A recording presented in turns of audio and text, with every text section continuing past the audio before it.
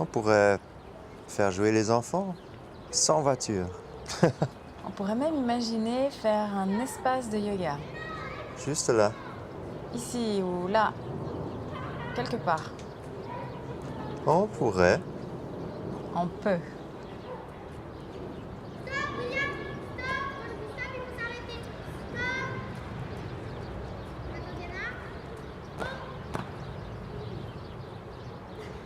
Peut-on porter un projet comme on plante un arbre? Avec patience, avec conviction, en imaginant, en rêvant à ce qu'il sera. Peut-on chacun planter les graines de son futur chez soi, avant même d'y habiter? Peut-être bien.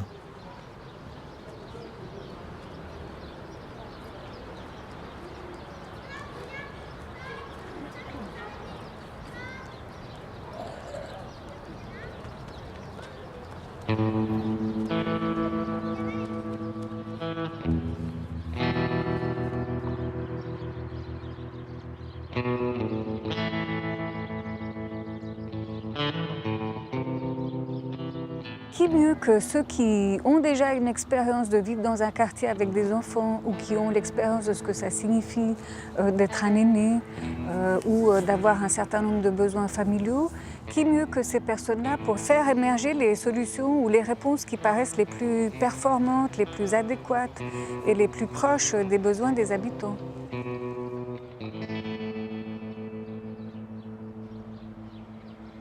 Ce sur quoi l'on travaille quand on est dans ce type de démarche, c'est à créer une culture commune. C'est-à-dire comment on peut mettre ensemble, rassembler les visions du monde. Dans le cas d'espèce, la vision de l'écoquartier qu'on peut se faire, et puis de tous vouloir finalement adhérer à ce rêve qui serait rendu collectif.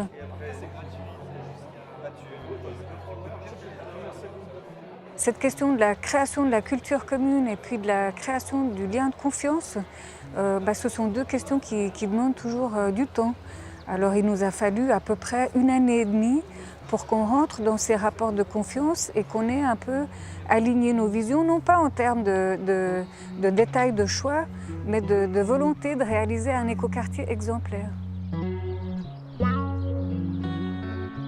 Un projet phare et un quartier qui naît dans une ville aux 140 nationalités.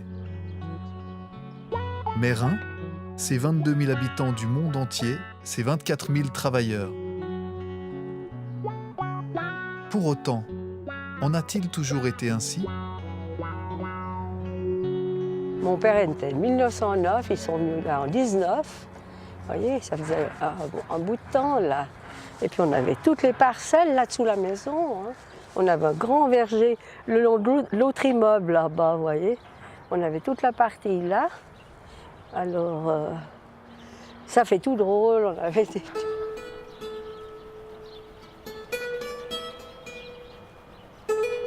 Il avait fait un verger de pommiers poiriers, là, mon père. Il aimait bien, mais... Puis on faisait des marchés. Moi, j'ai fait des années de marché. Hein. J'ai travaillé avec mes parents tout le temps, hein, jusqu'à ce qu'ils soient décédés, quoi. Ah oui, j'ai bien bossé, vous savez. Et mes parents aussi, hein. C'est pas venu tout seul. Hein. Non, non, c'est pas venu tout seul. Heureusement qu'il n'a pas vu tout ça, mon père.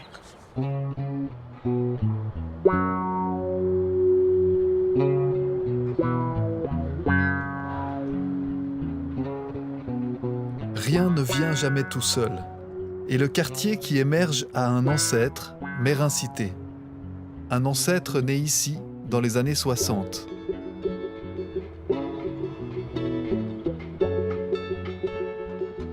La paisible commune agricole de 2000 âmes voit alors 10 000 habitants venir du monde entier.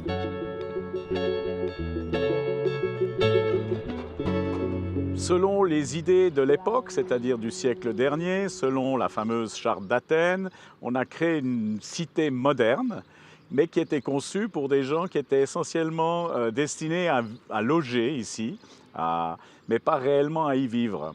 C'est-à-dire ce que vous avez des espaces certes généreux, mais des espaces verts, Vous avez aussi des places de stationnement très généreuses, donc des parkings en surface devant les immeubles, parce que finalement les gens ici prenaient leur voiture et allaient ailleurs, même pour faire leurs courses au début, pour travailler ailleurs aussi et pour se détendre, pour vivre leurs loisirs ailleurs toujours. Et ce n'est que par la suite que des infrastructures ont été construites dans l'idée qu'on n'allait pas seulement dormir ici, mais qu'on allait réellement y vivre.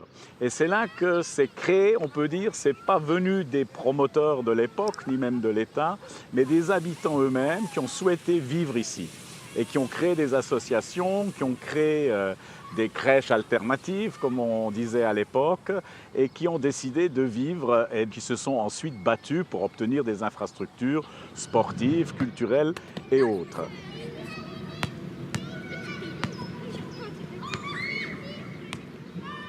Quelque part, on peut dire que cet engagement citoyen préfigure un peu de ce qui se passe aujourd'hui au Verger également. Par contre, les vergers, ce n'est pas une copie de ce qu'on vit ici.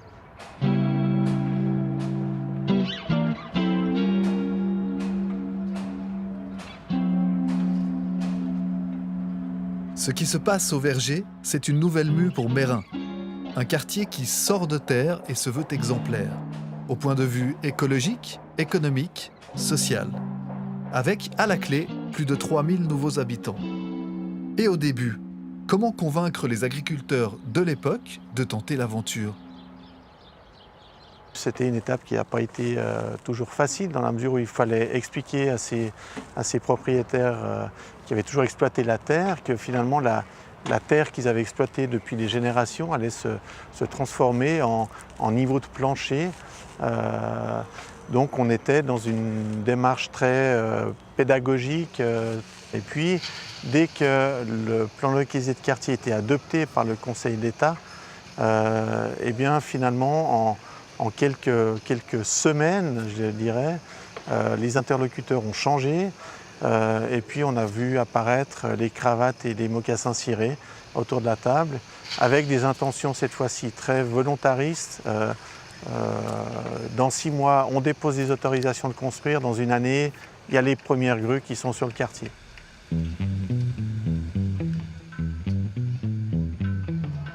Tout est dès lors à construire. Et il va falloir le penser, ce quartier que l'on veut exemplaire. Penser comment il sera, comment les gens y vivront. Pour faire naître ce lieu d'envergure et lui donner de la cohérence, il est décidé que toutes les voitures seront sous terre et que seuls les piétons, les vélos, les poussettes et les chevaux du manège voisin pourront traverser le quartier à l'air libre.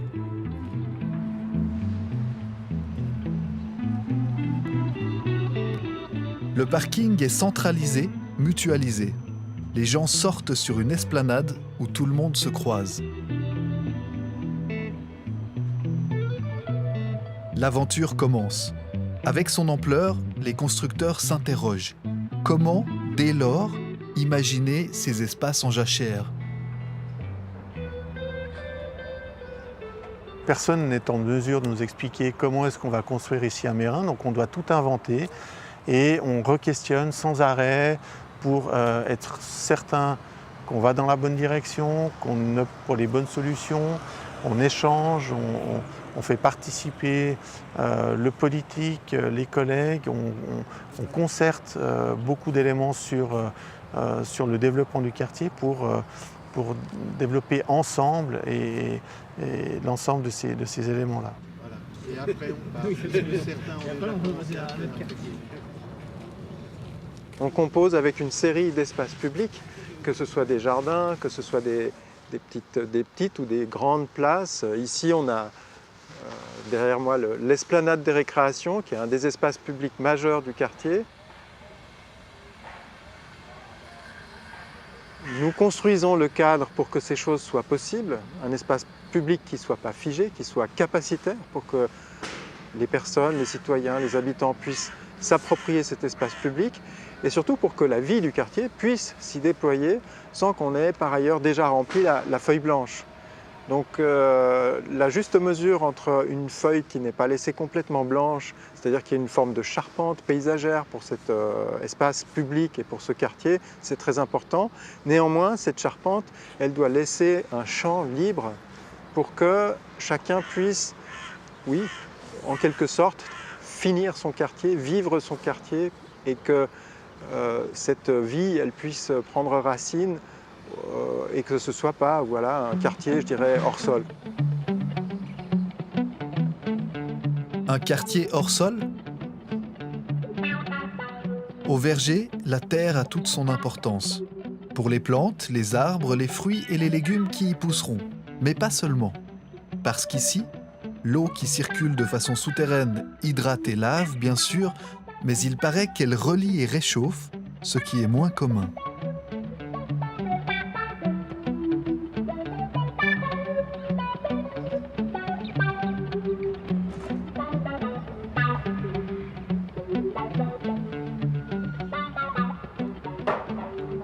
Concrètement, il y a un lien physique qui a été réalisé entre l'écoquartier des Vergers et la zone industrielle sous la forme d'une conduite d'eau froide.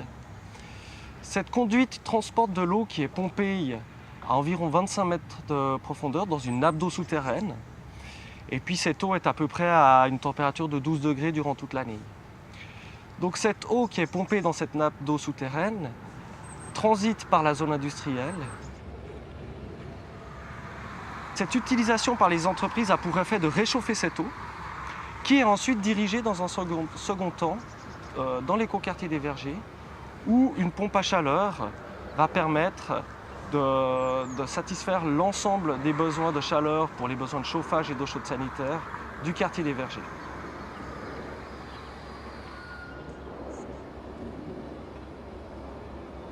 Un système avant-gardiste et un concept énergétique où fleurissent les panneaux solaires, les fortes isolations. Un lieu où l'on produit autant d'énergie qu'on en consomme. Pour autant, construire cet ensemble au même moment et avec cette ambition, cela doit avoir un coût. Pour l'économie genevoise, globalement, c'est un immense apport d'oxygène pour les entreprises genevoises, puisque l'ensemble de la démarche quartier des Vergers apporte 1 milliard de francs à l'économie genevoise et suisse également, parce qu'il n'y a pas que des Genevois qui travaillent là-dessus. Mais pour la commune, l'investissement, il est de l'ordre de 100 à 120 millions, à savoir que l'on a un groupe scolaire complet qui a dû être réalisé compte tenu du fait qu'on aura plus de 300 à 350 enfants qui vont venir. Et que là, on engage 51 millions dans le nouveau groupe scolaire des Vergers. La démarche écologique est une démarche qui interpelle toutes les autorités mérinoises, parce qu'effectivement, on doit s'engager délibérément pour éviter la pollution, pour se débarrasser des énergies fossiles qui sont justement des sources de pollution importante de pouvoir garder notre planète dans un état satisfaisant pour nous et surtout pour les générations futures.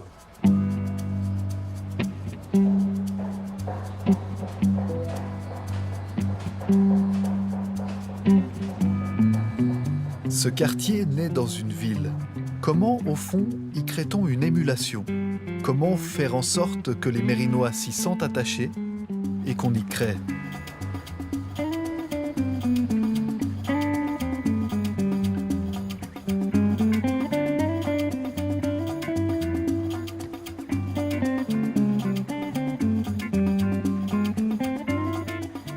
Il y a un collectif d'artistes qui a proposé d'investir ce quartier avec différents postes culturels, je vais appeler ça comme ça, tout à fait ludique, tout à fait sensible aussi. On a pu voir la fanfare municipale qui jouait une symphonie aux salades pour qu'elle pousse dans l'harmonie. On a pu voir des briques qui devaient servir à l'édification des bâtiments baignés dans les huiles essentielles. Ou par exemple une dame qui tricotait des pulls avec les moutons qu'on allait faire paître ici. Ou encore une sorte de baignoire où on invitait les ouvriers à venir se prélasser et se détendre pour qu'ils fassent du bon travail.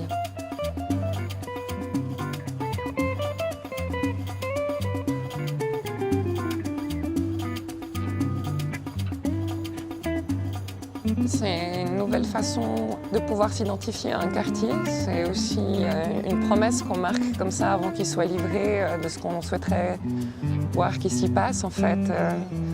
Un dynamisme, une effervescence, de la joie de vivre, de la surprise aussi, de la curiosité. Et puis surtout, je pense qu'il y avait aussi une dimension où on souhaitait faire accepter par les autres qui vivent aujourd'hui autour les nuisances que ça peut leur provoquer en leur amenant quelque chose de plutôt agréable et de ne pas voir uniquement des échafaudages, des grues et des grosses machines qui font du bruit, mais que ça peut aussi être quelque chose de tout à fait délicat. Délicate est aussi la parole, celle que l'on doit aller chercher, celle qui nous raconte dans nos envies, lorsqu'on propose, lorsqu'on existe. Dans une société où on est bien souvent consommateur, cette parole s'efface. Au verger, des rendez-vous lui redonnent de la valeur. Pour faire participer chacun, donner confiance et en rappeler l'importance. Bonsoir, ça va?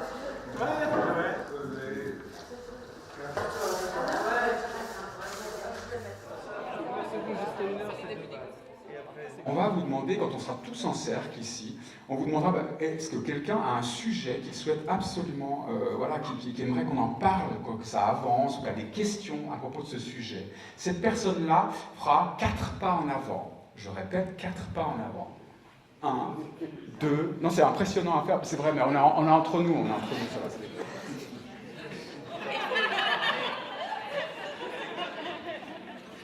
Bonsoir. J'ai envie qu'on évoque aussi l'occupation de la jeunesse après la petite enfance. On a aussi des jeunes qui sont partie prenante de la vie mérinoise et je pense que ça vaut la peine qu'on réfléchisse aussi à ce qu'on peut faire pour eux. Quand on a parlé des jeunes, j'ai eu envie de parler des personnes âgées, mais ma première question avant ça, c'était les commerces ou les associations, tout l'espace qui va être, à part le logement, pour que ce ne soit pas juste une ville dortoir. Je ne pense pas que ça va arriver, mais parler des commerces et des associations toute la vie à côté. Je suis utilisateur de la route et je me rends compte que la route de Mérin est déjà bien saturée et je me pose simplement la question comment on va ajouter encore à peu près 2000 pendulaires sur cette route? Est-ce qu'il y a des infrastructures qui sont prévues ou quelque chose qui est prévu à ce niveau-là? Alors moi, ce qui m'intéresse de discuter, c'est de comment on va continuer de discuter une fois que les bergers seront en train de vivre. Nous prévoyons un poulailler mobile très confortable pour les poules.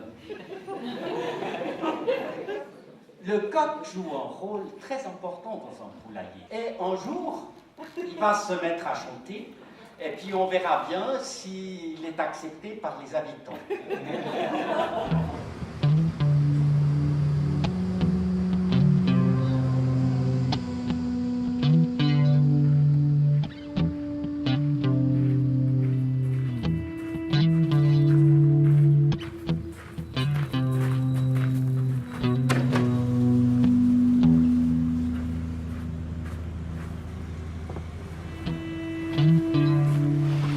Il faut savoir que le modèle agro-industriel actuel, c'est une véritable catastrophe pour l'environnement, pour la santé et pour les petits paysans. Les paysans sont en train de disparaître au profit de grands groupes qui maîtrisent et qui contrôlent le système avec la recherche du profit pour quelques-uns.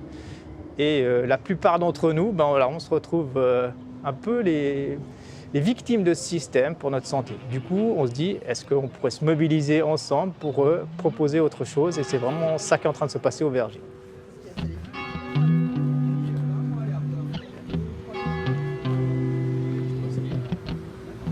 Quelle sorte de supermarché on veut dans notre quartier? Est-ce qu'on veut un des grands distributeurs qui est connu ou est-ce qu'on serait possible dans un écoquartier de proposer quelque chose de différent? Et c'est là qu'est née, donc déjà en avril 2014, l'idée de faire notre propre supermarché associé avec des paysans.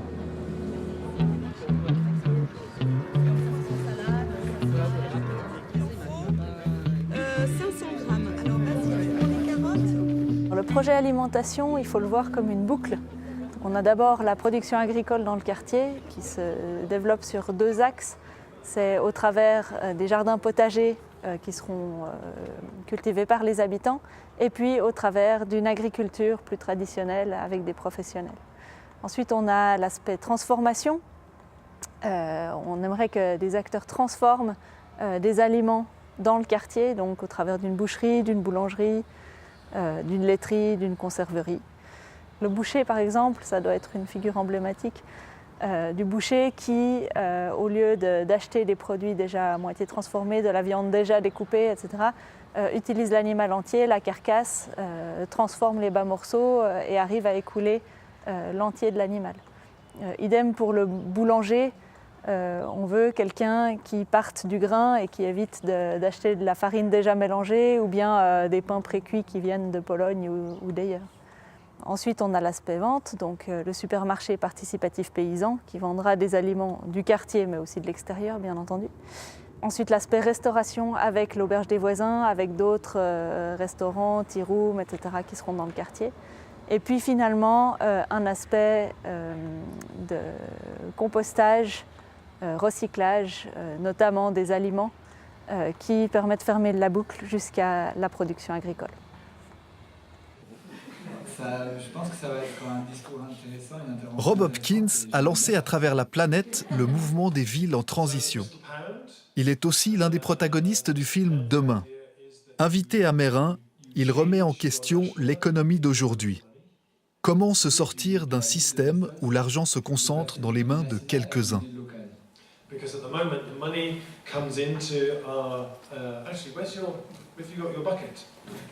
Votre panier, s'il vous plaît.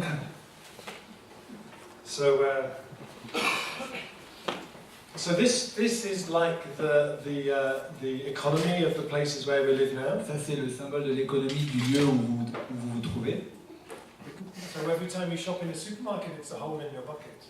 Donc chaque fois que vous faites les courses au supermarché, c'est un trou dans votre panier. Every time you shop on Amazon, it's a hole in your bucket. Amazon, c'est pareil. And that money should stay in your bucket. Mais l'argent devrait rester dans le panier. Because if the money stays in your local economy, it can do more things. Parce que si l'argent reste dans l'économie locale, il peut avoir plus d'effets. So everywhere there is a hole in our local economy bucket is a potential livelihood, is a potential business, is a potential opportunity for our young people to find work in this place. Chaque fois que l'argent sort par un petit trou, c'est une occasion perdue pour une entreprise locale, pour des jeunes, de trouver du travail sur place, etc.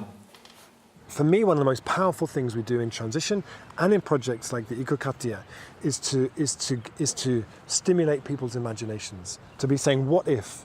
What could we do here? I call it a place of possibility, that when you walk in, it makes you think,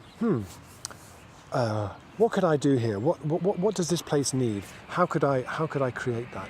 You know, when we imagine the future, the imagination is an incredible, powerful part of the human mind. You know, taking a step from the head into the hands is something that is really empowering. The world feels more full of possibilities.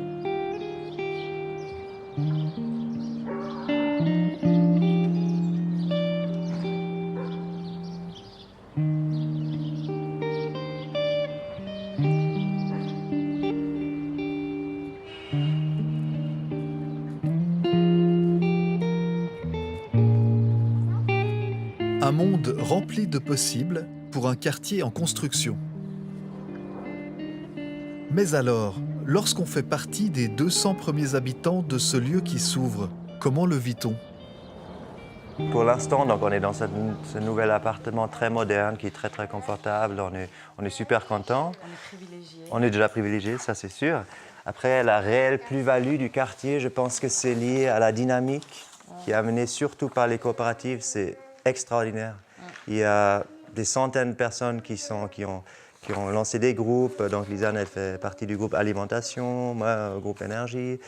C'est vraiment grâce à ces coopératives-là qu'il y a plein de mouvements et des gens qui sont finalement des bénévoles, qui sont passionnés par ça et qui lancent des choses qui sont extraordinaires. Je pense que ça, c'est la réelle plus-value. Et puis c'est l'avenir qui nous dira comment ça sera en réalité. Ça va venir, il faut encore attendre, se patienter un petit peu, une année ou deux. Autre plus-value lorsque tout un quartier participe, on choisit les activités et commerces des rez-de-chaussée pour qu'ils s'équilibrent. Et ceux qui gagnent plus grâce à leurs activités soutiendront les autres pour qui les mois sont plus difficiles. un appel à projet ouvert à tous a été lancé. Pour Lisiane, comme pour certains habitants, s'en vient peut-être le moment de réaliser un rêve qu'ils portent en eux depuis longtemps. Tout à coup, un jour, il me dit ça devait être, je sais pas... 1h du matin. 1h du matin, on était au lit, il me dit ça, je dis quoi, c'est pas vrai. Je me suis levée direct. C'était là, c'est l'opportunité vraiment. Du coup, de créer une association dont l'idée sera vraiment de créer un espace qui soit non seulement accueillant et en même temps qui puisse participer à l'intégration sociale de toute la communauté en proposant une pratique de yoga. Et l'idée, c'est de la rendre accessible à tous, donc à vous et moi, et puis surtout aux personnes qui sont en situation de vie moins privilégiée. Donc les bénéfices de la structure seront réinjectés pour que ces personnes-là puissent venir bénéficier de cours à moindre coût.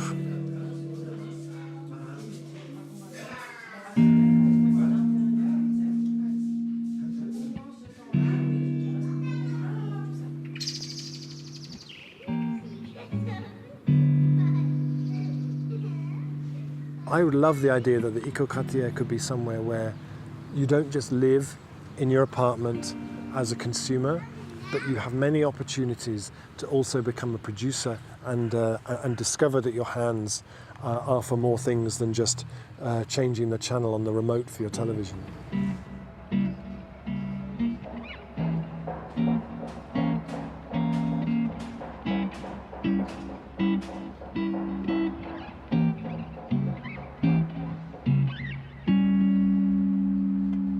J'habite déjà à Meyrin et puis c'est vraiment une manière de vivre qui est assez proche de la campagne mais aussi de la ville.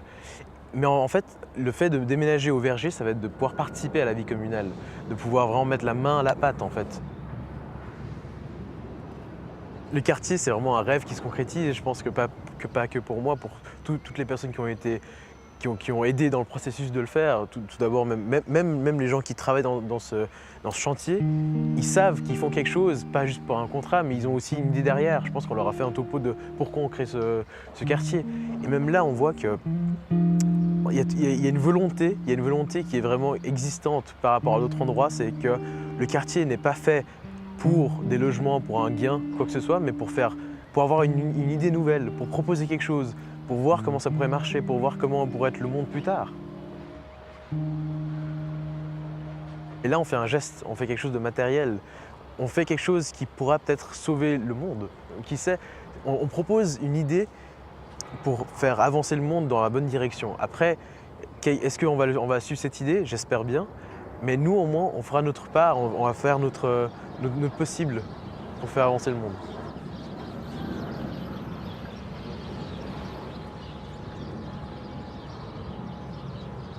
On arrive à un objet, c'est magnifique, tant mieux, mais ce qui est le plus important, c'est presque le chemin qu'on a fait ensemble et comment on est arrivé à cet objet-là, quelles idées on a tous préconçues, on a pu dépasser, quelles sont les images qu'on a nous-mêmes, qui on a été fréquenté, qui on a été côtoyé, pour aller chercher d'autres idées, d'autres personnes qu'on n'aurait pas forcément fréquentées au départ. Et c'est ça que je trouve absolument intéressant, c'est qu'on va se mettre dans l'intergénérationnel, on va se mettre aussi dans une sorte de mixité avec des personnes qui sont dans ce quartier-là à revenus plus modestes et dont forcément la première idée, c'est pas de participer à la vie du quartier, il y en a peut-être d'autres. Mais ils vont, et ça c'est notre job, c'est vraiment d'essayer de faire en sorte qu'ils arrivent à y trouver leur place, s'ils le souhaitent bien entendu, et puis qu'ils puissent y avoir la parole. C'est nous qui avons vendu la parcelle pour les 3 immeubles. Là. Alors j'ai tout de suite dit, moi je veux un appartement au Verger. Puis je ne veux pas quitter, hein, parce que je pourrais aller, on va construire pour la famille en immeuble là en bas. Et puis je ne veux pas déplacer, j'ai la famille qui va habiter là.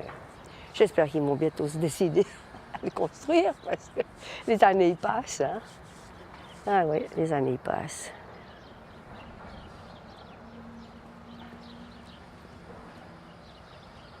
J'avais demandé à la commune si je pouvais avoir un petit bout de terre. Hein, là. Ils m'ont dit que oui, ça ne gênait pas. Enfin, c'est dans les vergers, ça. C'est plus à moi, ça. C'est à bien plaire. Si je peux garder le petit arbre, là, je me mets des fois le dimanche à l'ombre là-dessous. pour lire.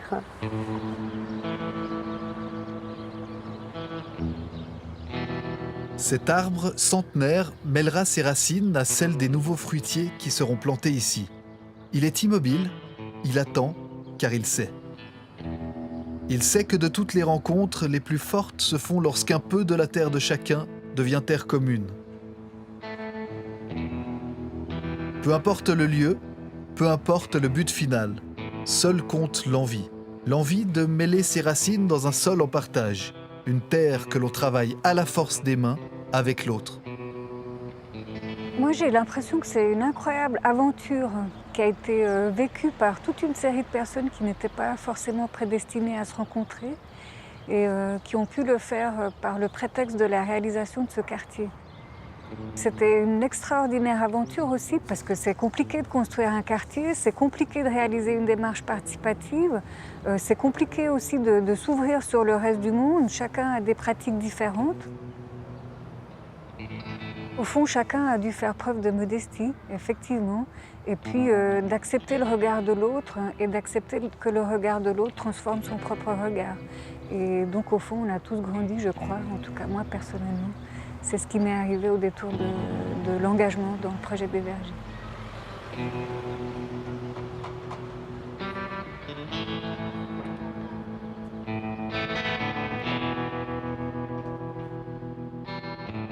Peut-on porter un projet comme on plante un arbre, avec patience, avec conviction, en imaginant, en rêvant à ce qu'il sera? Peut-on chacun planter les graines de son futur chez soi avant même d'y habiter? Peut-être bien.